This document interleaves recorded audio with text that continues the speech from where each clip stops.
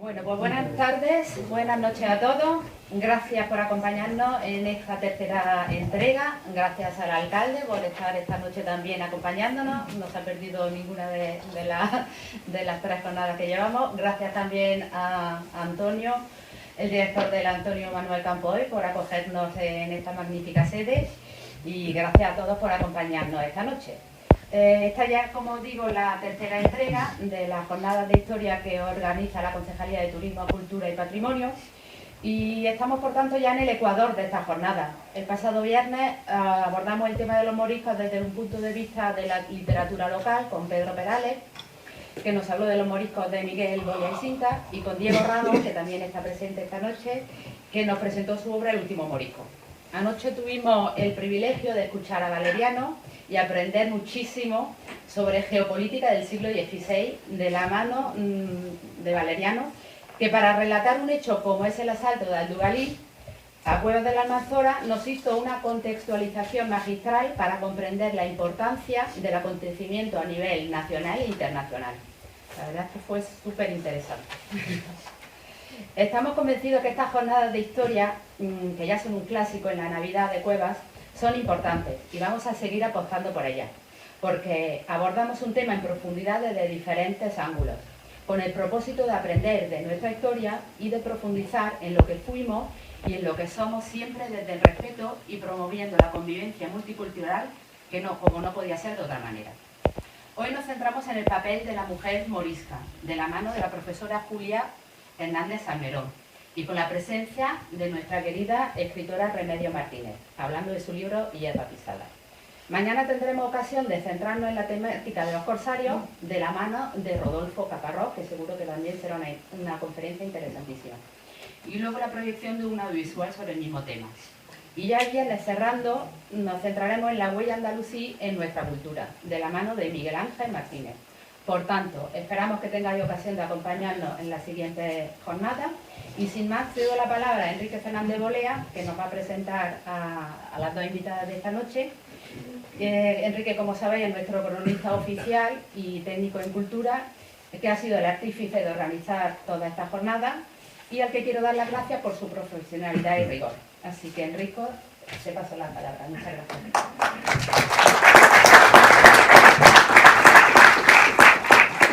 Bueno, el mérito de estas jornadas es de la Concejalía de Turismo, Cultura y Patrimonio, que, como sabéis, pues llevamos bastante tiempo insistiendo sobre la recuperación o la necesaria recuperación de nuestro patrimonio y de nuestra historia como elemento fundamental del desarrollo también, del desarrollo de los que vivimos aquí en esta localidad y en toda su comarca.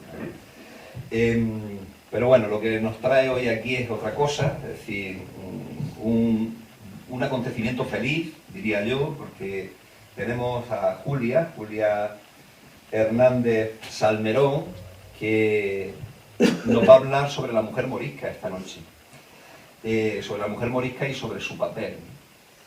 Bueno, Julia es profesora de Geografía e Historia en el Instituto de Educación Secundaria El Argar de Almería. Pero también es profesora de forma externa en la Universidad de Almería, está dentro de lo que es el docente externa en el máster del profesorado de la Universidad de Almería. Y bueno, ella también es miembro, dentro de esa misma universidad, es miembro del grupo de investigación ALCIS, que se dedica sobre todo a la didáctica de las ciencias sociales, de la historia y del patrimonio cultural. Veremos después que una buena parte de lo que ha investigado y de lo que ha publicado pues gira en torno precisamente a esa temática, ¿no? Julia ha publicado pues, diversos artículos sobre innovación docente, propuestas y experimentaciones pedagógicas. Y bueno, yo me gustaría resaltar algunas de ellas, es decir, en qué se ha traducido precisamente esa línea de investigación. Sobre todo, ha indagado en la historia como recurso didáctico, ¿no? Y eso, pues como digo, se ha traducido en algunos artículos e incluso algún monográfico, ¿no? En el caso del artículo, pues tenemos, por ejemplo, el de la propuesta didáctica muy reciente, ¿no? Muy reciente y muy importante, Propuesta didáctica 200 años de la creación de la provincia y la Diputación de Almería, recorrido por la exposición del Bicentenario. Esto es del 2023, es decir, de este mismo año. Este mismo año, desde el año 2022, el Instituto de Estudios Almeriense, la Diputación Provincial, organizó una exposición después de nosotros. Nosotros organizamos primero esa exposición, la exposición del Bicentenario de la creación de la provincia de Almería, y después pues, nos sucedió la Diputación. Bien, pero en el caso de la organizada por la Diputación, pues fue Julia la encargada de realizar precisamente ese cuaderno didáctico para favorecer la comprensión de los alumnos en el recorrido por esa exposición, ¿no? Junto a María del Mar Felices de la Fuente, publicó en 2019 La recreación histórica como recurso didáctico, usos y propuestas para el aula. Como veis, todo está vinculado, es decir, utilización de la historia, pero la historia como un elemento esencial, recurso didáctico en el aula, ¿no? Y esto en el 2019. Y en el 2021, y esto es una monografía, en el 2021, junto a María José Ortega Chinchilla y Raúl Ruiz Álvarez, publicó Patrimonio, Cultura y Turismo, veis casi todo, claves para el desarrollo económico y demográfico de la Alpujarra. Y esto lo hizo con la Universidad de Granada. Pero bueno, el caso de Julia es una colaboradora, es decir, ella divulga y difunde cultura, divulga y difunde historia, divulga y difunde patrimonio. ¿A través de qué? Pues a través de sus colaboraciones con la prensa escrita, es decir, con cabeceras como Diario de Almería o Ideal. En ellos pues ha publicado numerosos artículos y todos con ese carácter, en muchos casos reivindicativo, ¿no? Reivindicativo, no en muchos casos, en casi todos los casos tienen un carácter reivindicativo de defensa y promoción del patrimonio. Pero también se ha prodigado en otro tipo de publicaciones, como es el caso de publicaciones de carácter local, carácter comarcal, carácter provincial. Ella ha colaborado, por ejemplo, con el Eco de Alhama, ha colaborado con Farua, ha colaborado con la revista Velezana, siempre en una línea que es esa, ¿no? La de decir, bueno, tenemos la historia, tenemos el patrimonio, tenemos una cultura etnográfica importante, vamos a utilizarla y vamos a emplearla y vamos a llevarla al aula. Y eso a veces se nos olvida. Aquí con los currículum, a veces los currículum que están elaborados, que son currículums además muy rígidos, donde realmente lo que se estudia pues sí es la historia de España, es la geografía de España, se nos olvida un poco cuál es el entorno, y es el entorno histórico en el que los alumnos se encuentran, ¿no? Pues Julia, preocupada precisamente por eso, ha indagado, ha investigado y ha publicado, y bueno, realiza una labor encomiable en ese sentido, ¿no? Y claro, uno de sus marcos de estudios es precisamente el mundo morisco, ¿no? Y sobre ello nos va a hablar, es decir, hoy nos va a demostrar precisamente su profundo conocimiento, ¿no? Bueno, ella me comentaba que las moriscas constituyen un grupo marginal dentro de un sector social marginal en sí mismo, ¿no? Y son las grandes desconocidas de la historia del XVI. Ya que si la historia de género poco a poco se abre paso en el campo historiográfico, todavía las cristianas nuevas cuentan con escasos estudios que permitan conocer su realidad. Cristianas nuevas, moriscas, estamos hablando de lo mismo. Por tanto, la ponencia que nos va a impartir Julia hoy pues va a arrojar luz sobre su hábito y costumbres, importante labor socioeconómica y hasta aspectos de su estética y representatividad cultural, vestimenta, cosmética, joyas. Las moriscas conforman un tramo social importante dentro de la familia y no menos resulta para la comprensión del comportamiento de la minoría. Bien, yo no tengo nada más que decir, pues con todos ustedes, Julia Hernández Salmerón.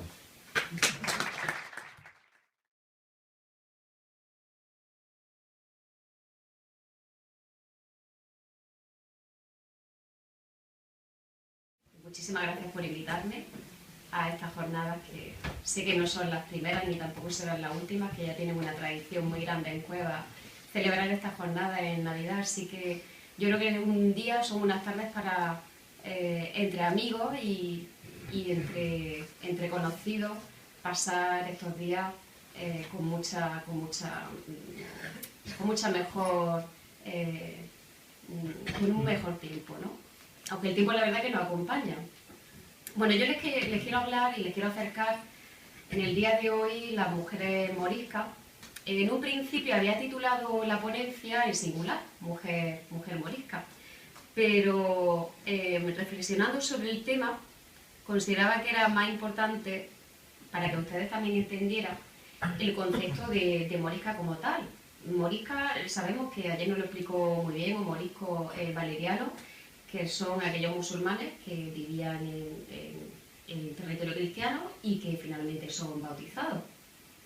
Pero en el caso de las moriscas, si bien es cierto que el grupo de los moriscos es un grupo muy heterogéneo y no es nada uniforme, la morisca ocurre exactamente igual. Por eso el término, algunos historiadores defienden que más que llamar morisca y hablar de la morisca, mujer morisca, hablemos de morisca.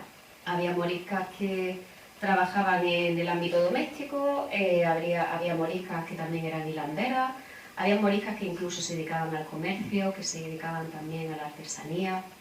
Iremos desgranando todo esto poquito a poco para acercarnos a este mundo tan desconocido, como bien ha introducido Enrique. El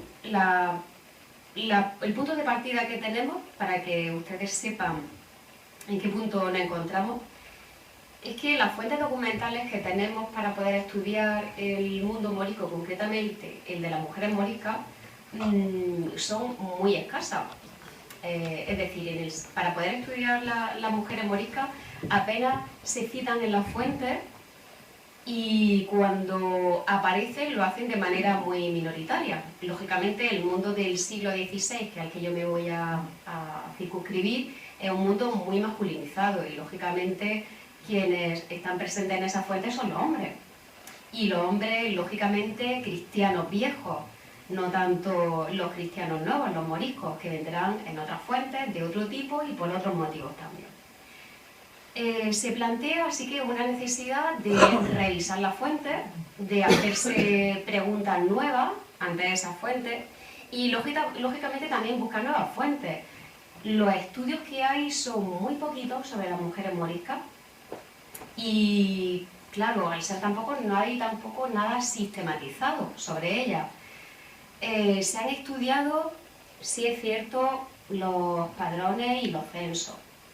Y lo que nos encontramos en los padrones y en los censos sobre las mujeres moriscas es que nos dicen su estado civil, si son doncellas, si son casadas, si son viudas, pero no nos dan información sobre su oficio. En el caso del hombre, por ejemplo, eso sí ocurre. Entonces, esa dificultad para conocer el trabajo o el desempeño socioeconómico que tenían las moriscas en su momento es bastante complicado.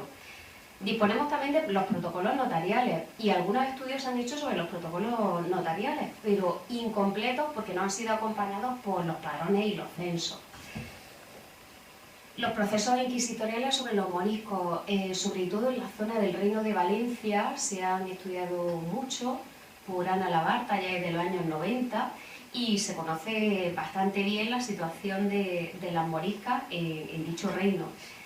Pero a nosotros ahora mismo lo que nos interesa es el Reino de Granada, que era al que nos circunscribíamos y pertenecíamos. Por otro lado, también los grabados, y de hecho van a ir viendo a lo largo de toda la presentación una serie de grabados que, a pesar de que lo decimos Weidit, ¿no? Esos grabados tan famosos que ustedes los conocen y los pueden ver también aquí en los paneles de la exposición, los grabados de Weidit son muy recurrentes, pero gracias a ellos conocemos la vestimenta de los moriscos y de las moriscas también, y lógicamente las fuentes arqueológicas. De hecho, en la presentación de la diapositiva pueden ver los restos de un grafiti que se encontró en una vivienda del Albaicín, en Granada. Parece ser que representa una morisca, e incluso los estudios que hay sobre dicho grafiti apuntan que es una pintura, un grafiti naif, porque puede ser hecho por las manos de un niño. No se sabe muy bien, pero los primeros estudios apuntan a la representación de una morisca como temática. Lo he considerado algo simpático para traerlo aquí y salirme de ese mundo de los grabados de Weidit o de Weidit, que Juana me va a regañar por pronunciarlo erróneamente, pero para mí sigue siendo Waitis, que es como todos los conocemos, ¿no? Aquí se encuentra uno de ellos, quizás ustedes lo podrán ver también en los paneles de fuera, en la exposición. Sí es cierto que las moriscas, una vez que son bautizadas, ellas mantienen su indumentaria, los moriscos también, hasta que no salen las normativas posteriormente que prohíben el uso de la vestimenta. Las moriscas quizás sean su traje y su vestimenta las que más llama la atención, más que la vestimenta del propio morisco, por su colorido, por el tejido que también usaban. Y el hecho de que las mantengan, incluso después de la rebelión de los moriscos y de la expulsión del reino de Granada, ¿por qué no se castellanizaron estas moriscas? Son una de las preguntas que se hacen los historiadores al respecto y que también nosotros nos podemos preguntar. ¿Por qué los moriscos sí, que sería el caso que tienen a la derecha? A la derecha pueden ver un morisco, un panadero morisco, y a la izquierda se trata de una morisca. Bueno, podríamos decir que la derecha podría ser un cristiano viejo, ¿no? Por su vestimenta no parece un morisco como tal. Pero la de la izquierda no tenemos ninguna duda que se trata de una mujer morisca. ¿Por qué no se castellanizan? Bueno, puede ser por distintos motivos. Quizá no el dinero que pudieran tener en dicho hogar, al ser una sociedad masculinizada, no se destinara al traje de la morisca. Y cuando se rompiera o tuviera que cambiarse el vestido del morisco, se cambiara primero el del hombre, ¿no? En lugar de la mujer. También es cierto que las mujeres moriscas, su vida prácticamente se ceñía al hogar, era una vida de prácticamente de no salir a la calle, ¿no? Pero sí está claro que independientemente o no de que ese vestido, esa indumentaria cambiara o no cambiara, le daba una identidad de pertenencia a un grupo. Al fin y al cabo, las moriscas, una de las grandes funciones que tuvieron fue la de mantener la cultura dentro del hogar, la cultura morisca, la religión y la tradición, incluso la gastronomía, que fue una de las características que más difícilmente le pudieron quitar a los moriscos, ¿no? Nunca se la pudieron quitar. La indumentaria y el traje de la morisca era, además de una identidad a la pertenencia de los moriscos, el mundo morisco, también era expresión de su resistencia. Si yo no me quito el traje, sigo vistiendo como he estado vistiendo de aquí para atrás, vestía a mi madre, vestía a mi abuela, a mi bisabuela y mi tatarabuela, yo no he cambiado, ¿no? Sigo siendo musulmana, ¿no? aunque esté bautizada. Y lógicamente también vamos a ver en esa indumentaria, en ese traje de las moriscas, cómo variaba si se encontraba dentro del hogar o si se encontraba fuera del hogar. En el caso de la indumentaria vamos a ir vistiendo a la morisca poco a poco. ¿Cómo sería su ropa interior? Aquí en este grabado pueden ver la ropa que llevaban debajo de ese atuendo que han visto tan colorido en el grabado anterior. Bueno, con respecto a la ropa interior, no hay mucho que explicar, ¿no? Las expresiones, los nombres de cada una de las partes se identifican perfectamente. Si vamos de arriba abajo, la sabanilla con el rodete en la cabeza, la camisa, que en esta ocasión la podemos ver abierta, no se encuentra abotonada, ¿no? Los zaragüeyes, que serían esos pantaloncillos cortos, ¿no? Que están hasta la rodilla, y luego el traba, que sería toda esa tela que pueden ver que rodea las piernas, ¿no? Una especie de media tupida. ¿Cuál sería la vestimenta si se encuentra la morisca en su casa? ¿Cuál sería la ropa de casa? En este otro grabado de Weiditz también lo podemos ver a una morisca que se encuentra barriendo, limpiando su casa. Sería exactamente igual, ¿no? Esa ropa interior prácticamente es la misma que utilizan en su hogar. Al fin y al cabo, bueno, no es un mundo exterior, ¿no? Es un ámbito doméstico, de la familia. Cuando tenían que salir fuera de la casa. La ropa que se llama de a cuerpo o de encima, o incluso en algunas publicaciones podemos ver incluso de paseo. Nos llama la atención quizás la marlota. Gracias. Ahora yo creo que sí se oye bien, ¿no? Sí. Vale, estupendo. Bien, tendríamos los mismos elementos que hemos dicho antes: la sabanilla con el rodete en la cabeza, la camisa, la marlota, el trabaque en las piernas y el ataque. La marlota sería lo que pueden ver, bueno, la camisa no la vemos, ¿no? Se encuentra justo debajo. La marlota sería lo que pueden ver en los brazos asomando por ese ataque, esa especie de chaleco que tiene por encima grande.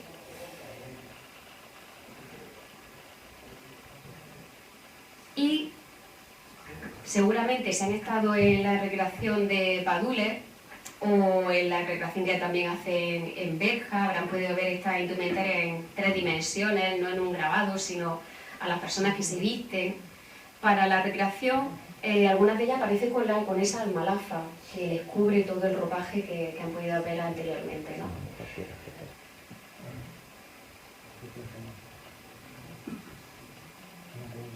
Por enseñarles otros grabados distintos y no solo traerles los de Weidich, les traigo este otro grabado de Boissard, también del siglo XVI. Sobre todo les quiero llamar la atención en la segunda figura que tienen a la izquierda, que sería esa vestimenta que les decía interior o de la ropa interior, ¿no? de la morisca. Y a la izquierda podrían ver, como no está en colores, podrían ver ese almalafe con el que está cubierta toda su indumentaria. A ver, ahora. Aquí también le he traído otro del siglo XVI, otra morisca granadina. Nos llama la atención, quizás vemos nuevamente el trabaque en las piernas, ¿no? Los colores son distintos, pero las partes de la indumentaria y el ropaje sería exactamente igual, ¿no? Cubierta en la cabeza también al salir. Me gustaría leerle, aunque el texto es un poco largo, pero me gustaría leerle este fragmento de Andrés Navajero del siglo XVI, de 1526, que dice así: todas las mujeres, creo que se ha vuelto, no, todas las mujeres visten a la morisca, que es un traje muy fantástico. Llevan la camisa, que apenas les cubre el ombligo, y sus zaragüeyas, que son unas bragas atacadas de tela pintada, en las que basta que entre un poco de la camisa. Bueno, lo vemos, esas descripciones las estamos viendo en las propias palabras de las personas del siglo XVI y también estamos viendo sus dibujos. Andrés Navajero sigue diciendo: las calzas se ponen encima de la braga, en los pies no usan pantuflas, sino escarpines pequeños y ajustados. Pónense sobre la camisa un jubón pequeño con las mangas ajustadas. Y se cubre con un paño blanco que llega hasta los pies, en el que se envuelve. Si se dibuja, si se describe su forma de vestir, era porque llamaba la atención, era algo totalmente distinto. Sobre todo aparecen muchísimas mujeres moriscas en los grabados de la época, como han podido ver. Sí es cierto que esa indumentaria no era la misma en toda España. Las mujeres moriscas vestían de una manera en el Reino de Granada, pero si nos vamos al norte de España tenían también otra forma de vestir, e incluso cuando las moriscas fueron expulsadas del Reino de Granada, tras la guerra de los moriscos, cambiaron también su indumentaria. Aquí me he traído un grabado, no se ve a color, tan solo lo tenemos, como pueden ver,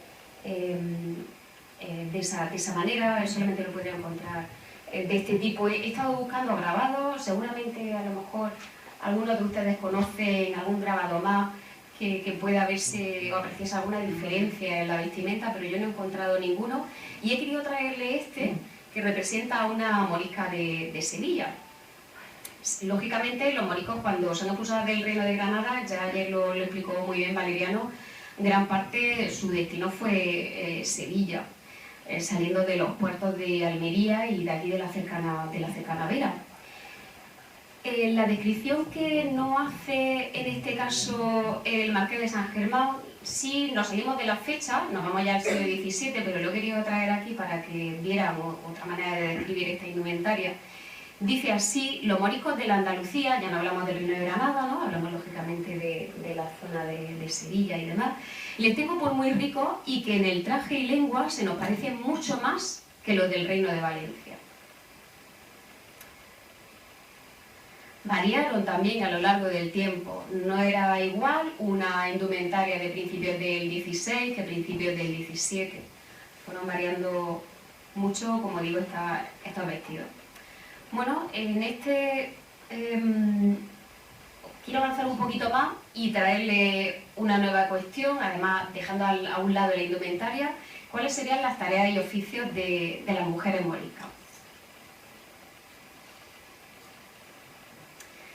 Las fuentes que tenemos para ello son sobre todo, bueno, censos y padrones, muy limitados, como digo, porque aparecen sobre todo si estaban casadas, si estaban solteras, si estaban viudas, y prácticamente no tenemos información. En muy poquitas fuentes de censo y padrones aparece su oficio. También tenemos que tener en cuenta que la historiografía tradicional siempre ha estudiado los moriscos, pero no ha tenido especial atención a las mujeres moriscas. Ha sido algo muy poco estudiado y que en los últimos años, como decía al principio, ha empezado a tomar cierto interés, sobre todo por la historiografía de género. Quiero destacar especialmente lo que están haciendo en la Universidad de Granada en el proyecto Trama, donde se abordan los trabajos que desempeñaban las mujeres en la historia moderna. Y lógicamente dentro de esas mujeres hablamos también de las moriscas. Han editado algunos artículos en dos revistas, llevan con este proyecto un par de años, y han editado algunos artículos muy interesantes sobre las moriscas durante el siglo XVI, que seguramente si lo desconocen pueden consultarlo. Las profesiones para los hombres las fuentes son innumerables. Podríamos hacer una lista grandísima de cuáles eran las tareas, los oficios del hombre, pero he querido traerles aquí cuáles eran las comunes a hombres y mujeres y las que le eran propias a las mujeres. En el caso de hombres y mujeres, bueno, profesión como tal, esclavo no lo es, pero esclavo, fornero, hornero, panadero, vagabundo. Profesiones que solamente se han encontrado atestiguadas en mujeres: ama, comadre, madrina. Las cito juntas porque ambas palabras se refieren a parteras, ¿no? La referida al hilado, a coser, lavar la ropa, prostituta, retajadora. Y junto a ella, en el Reino de Granada, concretamente, se han encontrado las de construcción y alfarería.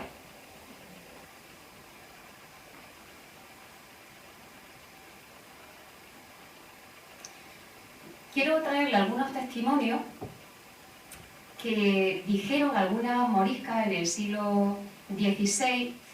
No son del Reino de Granada, son del Reino de Valencia, y se recogieron como testimonios en las fuentes inquisitoriales, en el proceso de la Inquisición. Y son las mismas palabras que decían las moriscas sobre sus orígenes y a qué se dedicaban.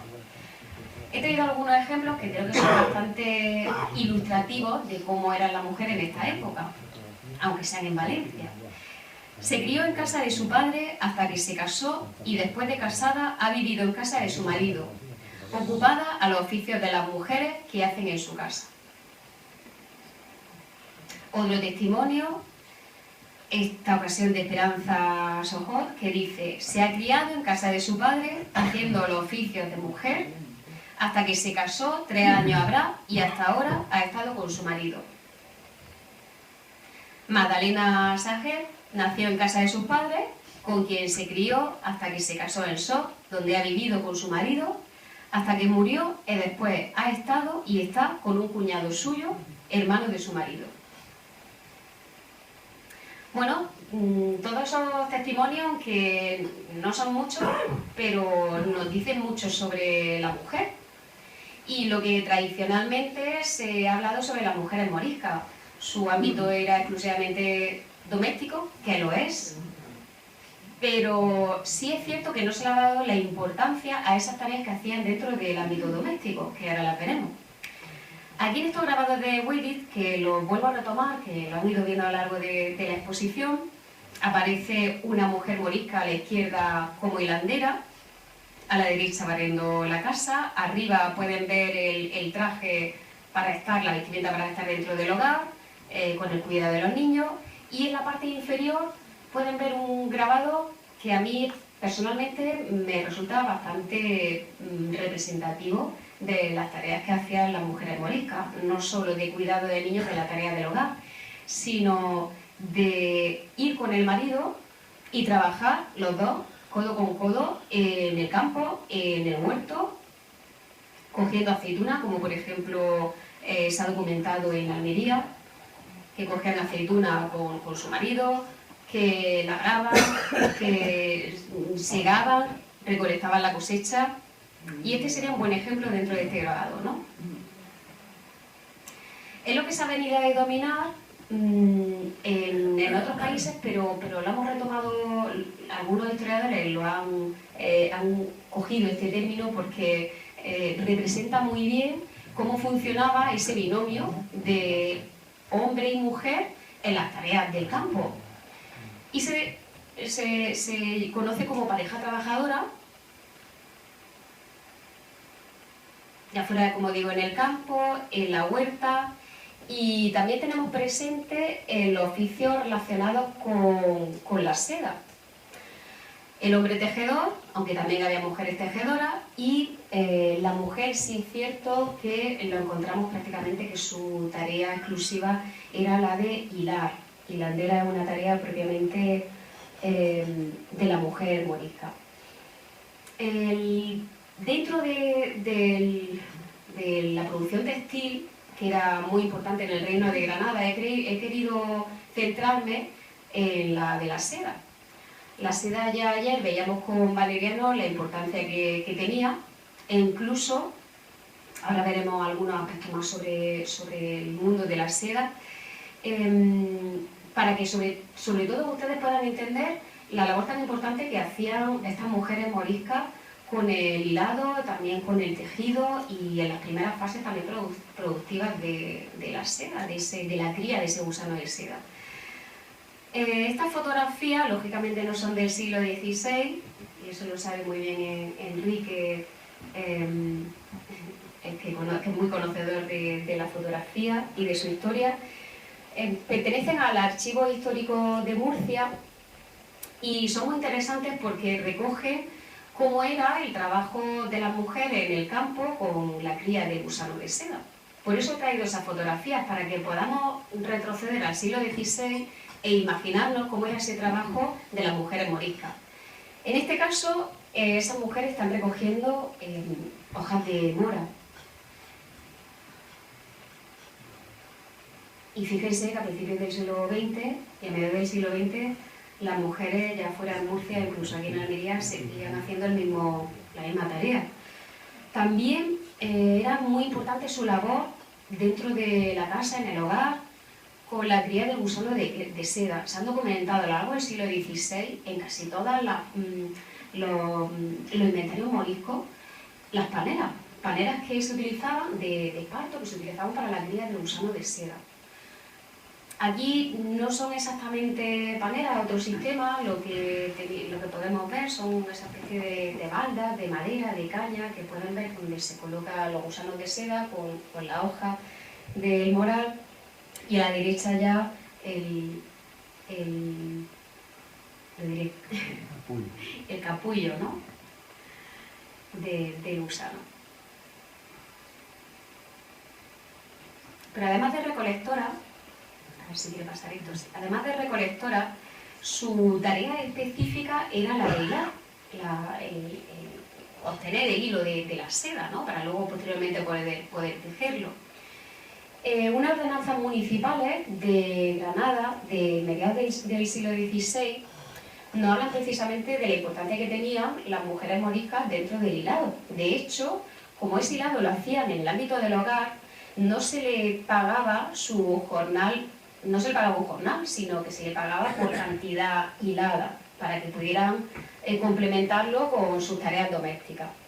Y esas ordenanzas municipales dicen así: hay algunas mujeres honestas y que no ponen entornos públicos, si no es dentro de su casa, y no labran todo el día por entender en su casa. Mandamos que estas tales puedan hilar por millares de capullos.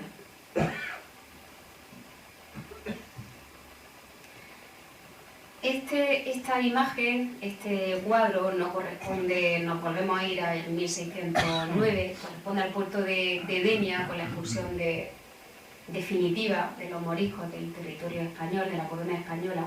Pero sí quería traerla aquí porque precisamente, pues sobre todo por ilustrar cuando los moriscos fueron expulsados del Reino de Granada y deportados a otros lugares de la corona.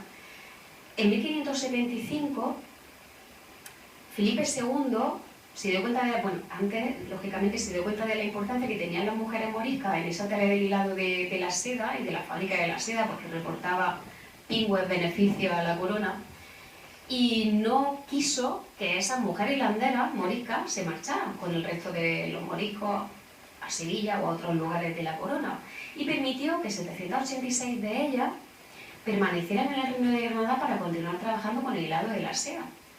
No solo porque siguieran trabajando, sino porque ellas eran las que conocían cómo se hilaba la seda. Las cristianas viejas no sabían el hilado de la seda. Y algunos ejemplos para que sepan la importancia que tenía esa industria sedera. De hecho, la corona quiso tener bien controlada la compra y la venta de la seda, y lo hacía en los lugares que ella establecía para poder cobrar los impuestos en función de lo que pesaba la seda, ¿no? Porque era un comercio de lujo, era un producto de lujo. Y he traído algunas imágenes que quizás pueden entender y ver mejor por qué era de lujo. Aquí les traigo la casulla de Chirino, una casulla eclesiástica de un sacerdote, el sacerdote Chirino, y según cuenta la leyenda, Chirino cuando se encontraba dando misa, parece ser que vio tuvo la visión de la cruz de Caravaca, ¿no? La que todos tenemos en mente. Y bueno, pues desde ese momento esta casulla ha tenido distintas intervenciones, ha sido algo transformada, pero está completamente elaborada en seda. Esta otra, de un siglo más tarde, del siglo XV, la he querido traer aquí, es algo temática almeriense y es cercano a nosotros, corresponde a la cabezada de la novia de Serón. Esta parte hecho con seda, que sería esos hilos que pueden ver ahí de color azul, ¿no? Y luego a la izquierda de bronce. Esta cabezada de la novia de Serón, en origen, era, como pueden ver en la fotografía a la izquierda, una fotografía, creo recordar que era de los años 30, y gracias a ella podemos conocer cómo era realmente esa cabezada, porque solo se conserva lo que tienen a la derecha, y además se encuentra en el Museo Arqueológico Nacional, que no es una pieza baladí. Esa cabezada, por su propio nombre nos indica qué función tenía. Era una pieza de adorno de animal, en este caso, si no recuerdo mal, creo que no era de un caballo, creo recordar que era de un mulo, pero bueno, no sé si conocen la leyenda asociada de la novia de Serón. ¿No la conocen? No. Bueno, esta leyenda he intentado encontrar un grabado, hay alguna pintura que la narra y la podemos encontrar en Murcia. Las tropas lorquinas estuvieron aquí en muchas ocasiones, y eso también nos lo estuvo contando ayer Valeriano. Precisamente este fue como un botín que consiguieron las tropas lorquinas en una de esas razias que venían de Lorca, de estas tierras para musulmanas, para poder conseguir botín. Y en una de esas razias se cruzaron con un grupo de musulmanes procedentes de Serón, que se dirigían, acompañaban precisamente a la hija del alcaide de Serón, que se dirigía a Baza para casarse con el alcaide de Baza. Fueron apresados, algunos pudieron huir, dieron el aviso en Serón, acudieron algunos hombres para salvar a esta hija del alcaide, pero fueron también vencidos. Y claro, esta novia de Serón estaba muy apenada porque no iba a poder, pensaba que iba a ser convertida en esclava o no sabía lo que iban a hacer con ella. Y los lorquinos se apiadaron de ella, le perdonaron la vida y ella a cambio, por ese perdón, le entregó uno de los objetos que más valor tenía, que llevaba con ella, que era esa cabezada. Los lorquinos se lo llevaron a su tierra y bueno, pues incluso ha llegado a ser, para que sepan la importancia de esta pieza, la propia Isabel la Católica tenía esa cabezada como pieza de lujo para adornar a sus cabalgaduras, ¿no? Así que si van al Museo Arqueológico Nacional, pues pueden pasar a ver la cabezada de la novia de Serón. Aquí he traído otro ejemplo sobre la seda, sobre otro producto elaborado en seda, que es la bandera de Cantoria, que ya es muy conocida solamente por todos ustedes, también la tienen en la exposición, así que no me voy a detener mucho en ella. Y he querido traer otro ejemplo, ya que estamos en el palacio, en el castillo del Marqués de los Vélez. Me gustaría traer aquí un ejemplo del marqués, en este caso del segundo marqués, de Luis Fajardo, de una de las casullas. Está formada por esta casulla y por dos dalmáticas.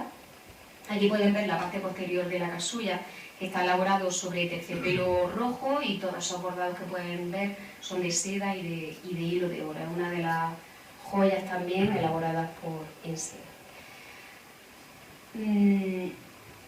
La importancia, por tanto, de la seda, de la industria de la seda, de la hilandera, y también de los tejedores y de los tejedores, era fundamental para la corona. Y sé que estoy pegando un poco de textos, pero creo que son bastante ilustrativos al respecto. Quiero leerles este de Garrido García, que es uno de los grandes estudiosos de esta temática, que dice así: la experiencia de las moriscas en estas labores y la crisis en la que entraron por la pérdida de gran parte de la mano de obra especializada hizo que la importancia y la rentabilidad que se podía sacar de la esclava fuera muy elevada. Muchas esclavas moriscas fueron examinadas en la ciudad de Málaga para alcanzar el grado de maestría en el hilado de la seda. Fíjense que ahora introducimos una nueva morisca, ¿no? Una morisca esclava en este caso. Una morisca esclava que también se dedicaba al hilado de la seda y que se les permitía, porque eran las conocedoras de esa técnica, se les permitía incluso formar parte del sistema gremial, del momento de llegar al grado de maestro. Voy a detenerme en estas esclavas moriscas, porque sobre todo sí es cierto que tenían distintas tareas, el servicio doméstico. Hay algunos debates sobre esta temática en la historiografía, y por eso, dentro de lo que más consenso hay, he querido traerles cuáles son las funciones y para qué se comerciaba con esas esclavas. Además del servicio doméstico, eran explotadas sexualmente, eran muy apreciadas también por su capacidad reproductiva, y además las esclavas moriscas también eran muy queridas porque eran muy dóciles, queridas entre comillas, ¿no? Sí es cierto que esclavos y esclavas, hay muchísimos estudios sobre los esclavos, pero no tanto sobre las esclavas moriscas. He traído el estudio también de Garrido García, que lo hace para Guadix, concretamente entre los años de 1569 y 1578, para que vean el distinto número que se compraba y se vendía de esclavos, tanto de mujeres como de hombres. En el caso de mujeres, era un grupo más numeroso que de hombres. Y aquí podríamos hacerle preguntas a estos datos y por qué se compraban o se vendían más esclavos hombres y por qué se compraban y se vendían más esclavas mujeres. Hay distintas respuestas y todo depende, lógicamente, del contexto en el que nos movemos.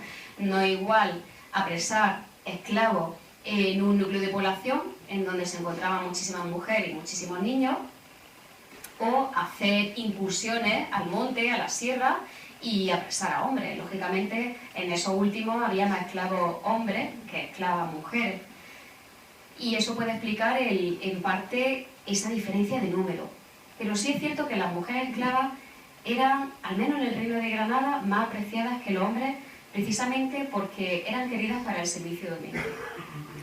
También se realizaban contratos de aprendizaje. Paso ahora a las niñas, que también es un sector olvidado, una parte de la población olvidada por los estudios, ¿no? ¿Qué ocurre con esas niñas? Las niñas que tenían menos de 9 años, o 9-10 años, no eran esclavizadas, sino que pasaban a ser tuteladas por familias de cristianos viejos.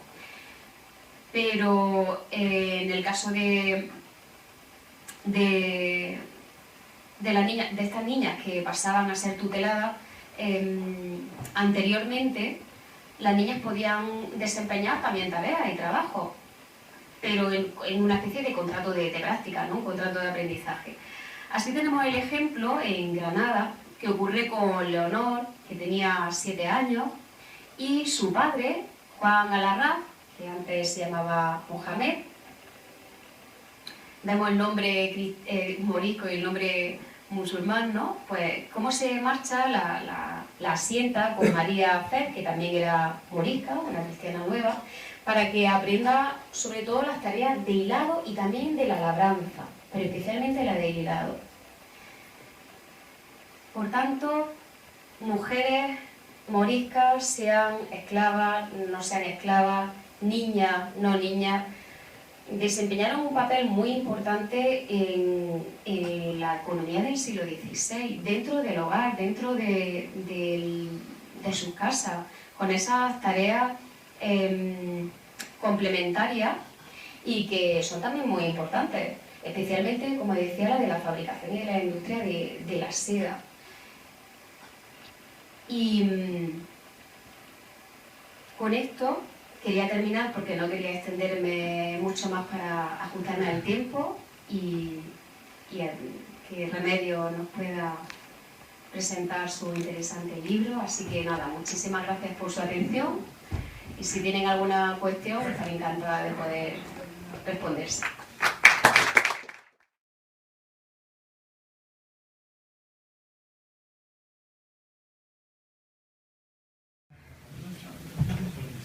Ha lanzado la invitación para que si tenéis alguna cuestión que hacerle, ahora es la oportunidad.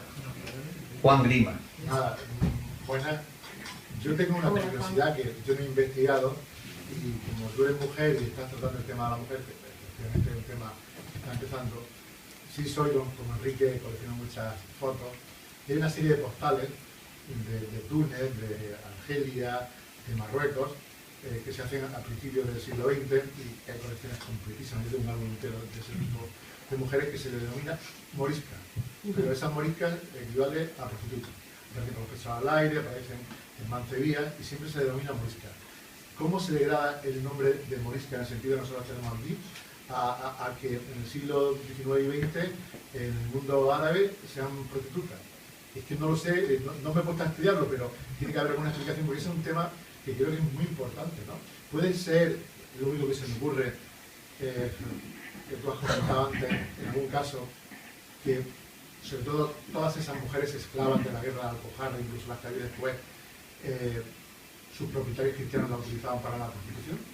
Eso sí lo he visto en Vera, ¿no? Que las esclavas que había del siglo XVII, siglo XVIII, hasta que acabó la esclavitud, pues cada año tenía un hijo de padres desconocidos y he llegado a constatar que la utilizaban de prostitutas, ¿no? Así es, la utilizaban de prostituta, incluso era como buen anfitrión de la casa cuando algún amigo, algún familiar llegaba, aquí tienes mi esclava para lo que deseen, ¿no? Sí es cierto que en el caso de la prostitución, como no estaba bien visto en la sociedad de la época,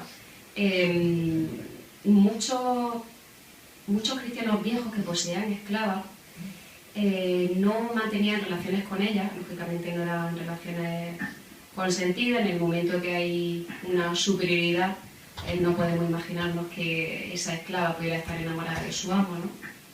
Entonces, como no eran relaciones que estaban bien vistas en la sociedad de la época, seguramente, lo desconozco, pero es por apuntar una idea, que quizás ese término morisca en el norte de África sea así conocido porque quizá en esos lugares podría desarrollarse la prostitución de otra manera, ¿no? No como ocurría en el Reino de Granada. Al menos lo que yo he podido ver y leer,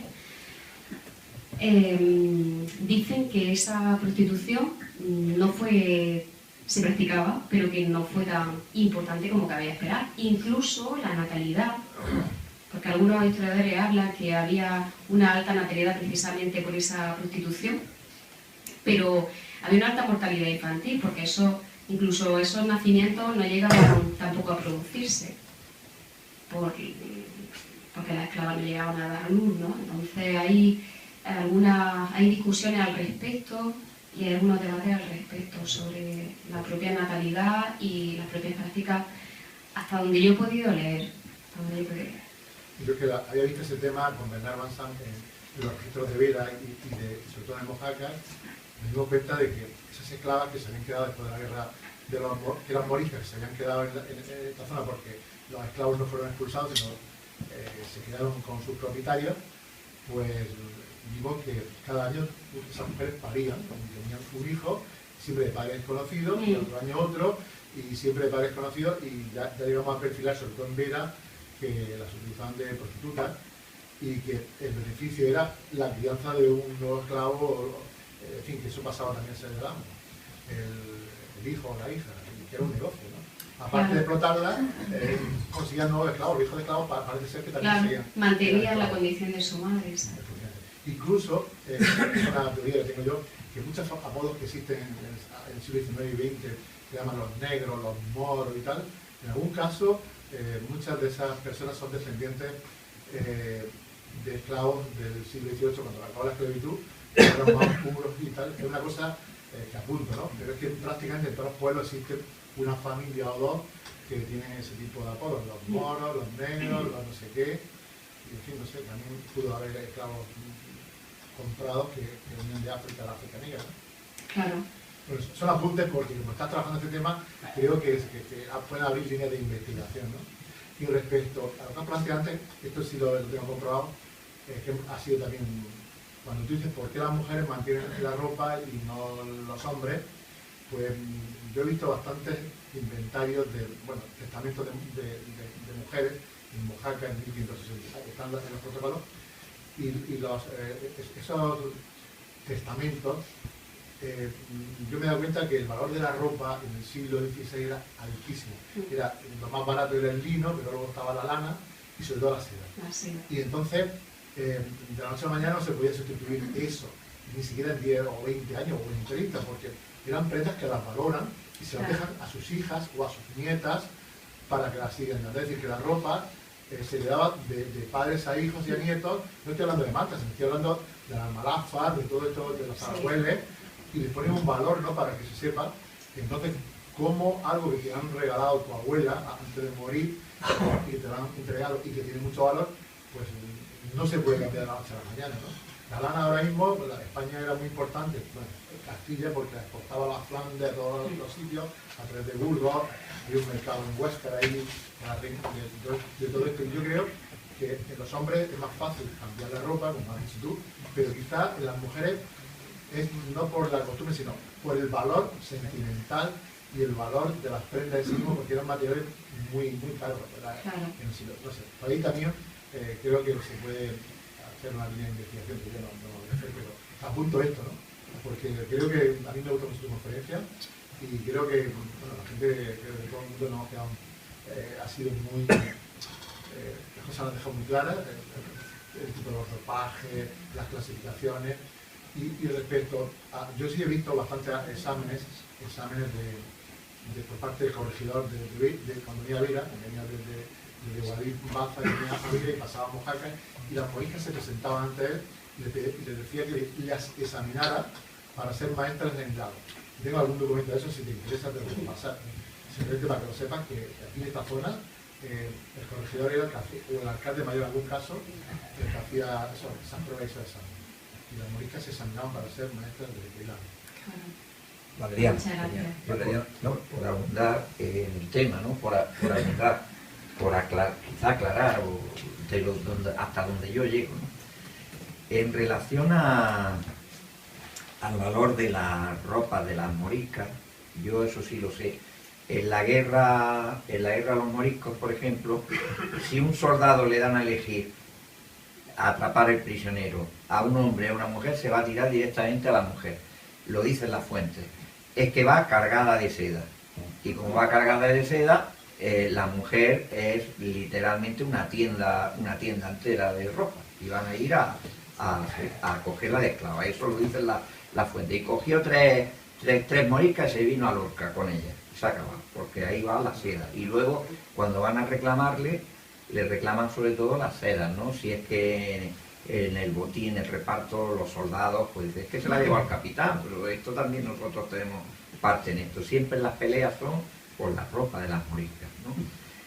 Eso en cuanto a un tema. En cuanto al segundo tema, que es sobre la prostitución de las esclavas, es cierto que en lo poco que está estudiado, porque no está estudiado, es cierto que cuando se ven moriscas esclavas dentro de casa siempre son madres, siempre tienen un niño o dos, nunca aparece quién es el padre.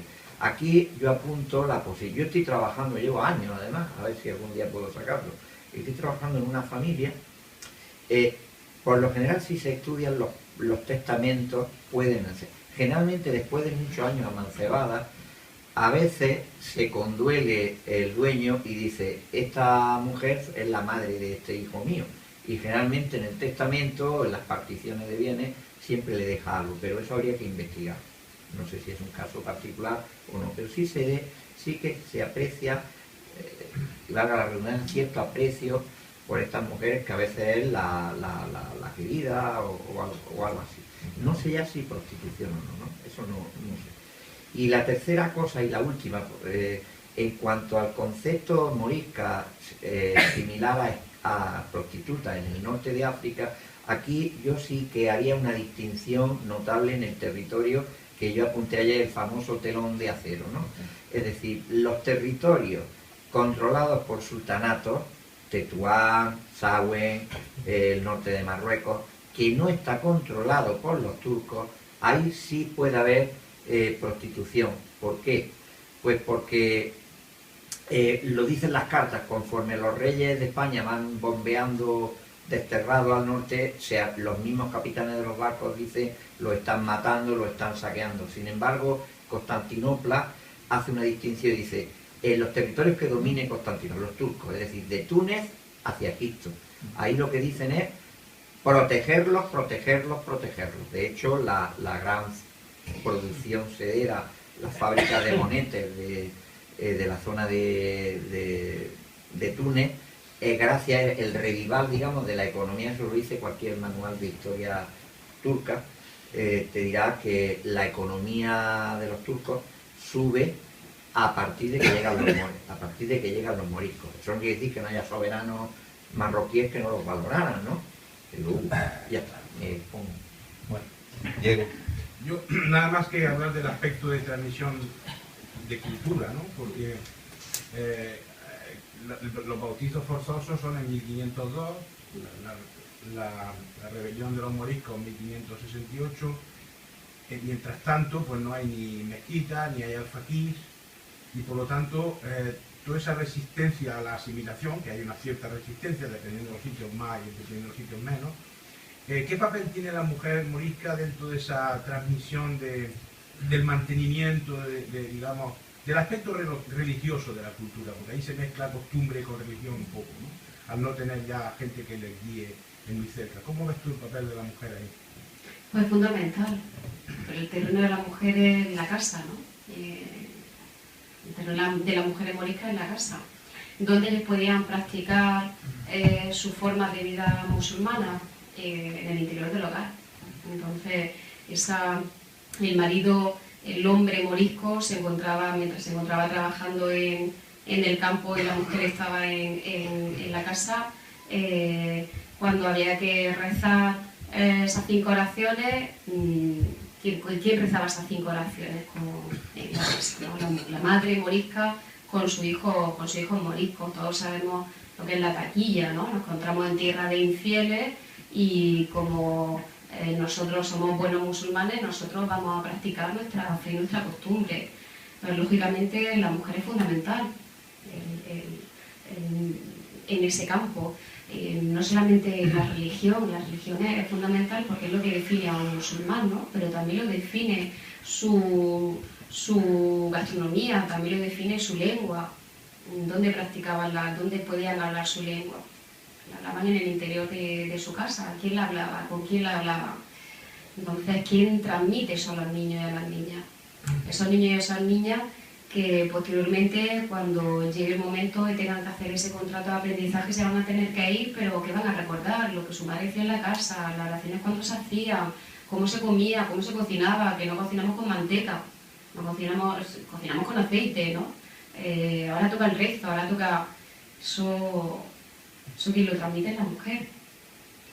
Y... vamos mal de tiempo. No. Okay. Entonces era fundamental. Juan. Gracias. La diapositiva esta que tenemos, que se nos ha quedado ahí, sí. Aparece en las tablas con panes seguramente, que no sabemos si van o vienen ya del horno. Pero, bueno, habla usted de panadero y hornero, pero me gustaría, porque me interesa, no sé, de toda la vida, saber cómo se producía la harina. Si la molienda, no se produce con la molienda, claro, pero si la molienda era más bien, se hacía en casa, con molinos de ruedas pequeñas, manuales, o si se hacía más industrial, con molinos de algo, por ejemplo. Y si esos más industriales, pues estaban reservados solo a los cristianos viejos o también a los moriscos. Pues ahí, Juan, ¿no? Sí. Juan, ahí me pilla. Bueno, no lo sé, supongo que habría de los dos casos, tanto en... dependiendo... Pero claro, pero si alguno de los expertos aquí en el mundo morisco en general... La molinología, venga, los molinólogos. Responde tú, luego yo te digo algo. De las dos clases de molinos, ¿no? Claro. En el Evangelio de Teresa Cabrera, pues aparecen 3 molinos harineros. En el Vega aparecen 3 molinos harineros. Y el tuyo, por relación, que estamos haciendo un documental sobre el centenario de los Gallardos. Hicimos el molino de la Cueva, el molino de la Higuera, y estuve con mi hijo porque él llevaba un dron y hemos hecho unas cosas preciosas y se conservan los molinos exactamente igual que aparecen en los libros de Arreo. Perfecto, porque tiene una alemana que hace una conservación excelente, ¿no? Las formas de caída del agua, tal. Pero también sabemos que en Lurín aparecieron hace no mucho tiempo, pues 3 o 4 molinos de esos que son dos piedras, y es decir, que esos son caseros, y es decir, 2 piedras, una encajada dentro de la otra, con un palo para dar vuelta y el leche se echa por encima.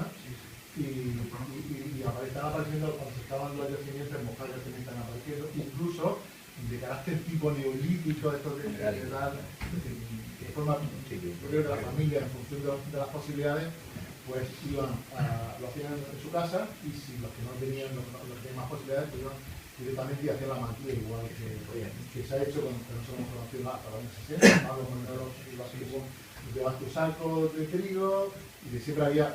Normalmente los molinos tenían 2 agujeros, 2 pozos. Un molino era para el trigo, que no se mezclaba absolutamente con nada, y el otro molino era para la cebada, el algarro, los garbanzos, todo lo que se la molienda más general, ¿no? Y siempre se quedaban, pues, aproximadamente un 10% de la molienda, no se pagaba, había por gente que podía pagar. Realmente se quedaban con la maquila, que era un porcentaje, igual que se hace ahora en la almazara, que pues, se pueden quedar con un porcentaje, se llama la maquila, y existían muchos oficios. Pero también, por ejemplo, la alcantarilla de Mojácar tiene 3 molinos en la zona de alcantarilla, que son árabes, que están en los documentos.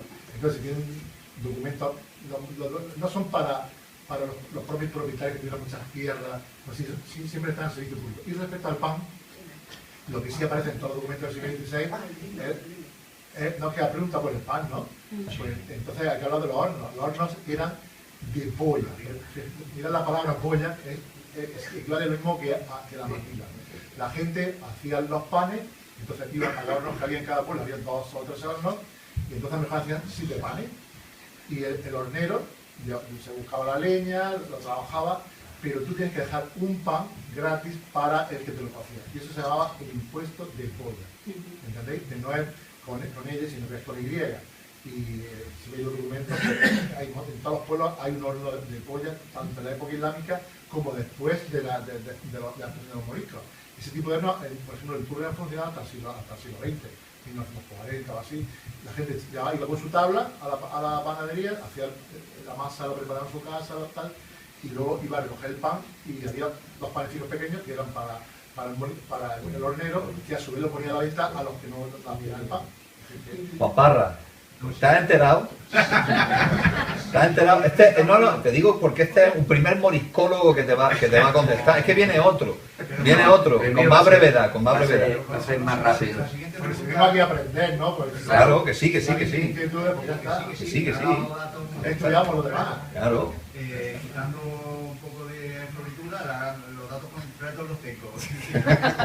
Pero la segunda parte de mi pregunta era si eran de propiedad. Y una vez morisco, si es de propiedad, porque había un molino árabe, ya lo sabemos. Aquí va a contestar Valeriano. Si permitía a los moriscos ser propietarios de eso, y no Eso es lo que yo iba a hablar. Eso es lo que iba a hablar Valeriano. Eso es lo que yo quería aclarar. A ver, en los pueblos, es decir, cuando entran los cristianos viejos, lo que sí se aprecia es una capitalización, se monopolizan los molinos. Generalmente los molinos, que es lo de la harina, son de cristianos viejos, pero cuando son de moriscos tienen cierto carácter comunitario. Es decir, es curioso como que el morisco contamina de alguna manera el pan, no es como son escrupulosos, en el sentido de que los cristianos no quieren ni el horno de moriscos ni tal, y que realmente en los pueblos llega a ver el horno de cristiano viejo y el de morisco. Pero, y en cuanto a la relación de molinos de mano, es curioso porque en aquellos pueblos donde el capitalismo, digamos, castellano ha logrado capitalizar, comprar esos artefactos, ¿no? Es donde, si fuera arqueólogo, vería que donde hay propiedad cristiana de molino, es seguro que los pobres tendrán el molino de mano, ¿no? Si se hiciera esa combinación, ¿no? Porque en realidad la proporción es de un molino, 3 cristianos viejos, más o menos, ¿no? Al menos en las zonas que yo he investigado, ¿no? Es decir, van perdiendo propiedad los moriscos y generalmente de orden comunitario, entre todos. Y hay como un escrúpulo, como no querer hacer el pan en uno de cristianos, lo mismo que los cristianos no quieren hacerlo en el horno de morisco. Lo dejamos aquí, terminamos el turno aquí y bueno, yo expresar pues eso, que ha sido una conferencia magnífica, como ya apuntaba Juan, muy bien estructurada. Nos has ilustrado en una cosa, bueno, en un aspecto y una temática completamente novedosa. Es decir, nos has introducido en algo que, bueno, pues que pasaba siempre desapercibido, que ha sido siempre periférico y marginal, y aquí pues se ha convertido en el centro precisamente de esta conferencia, ¿no? Con lo cual, pues muy agradecidos por tu aportación. Muchísimas gracias.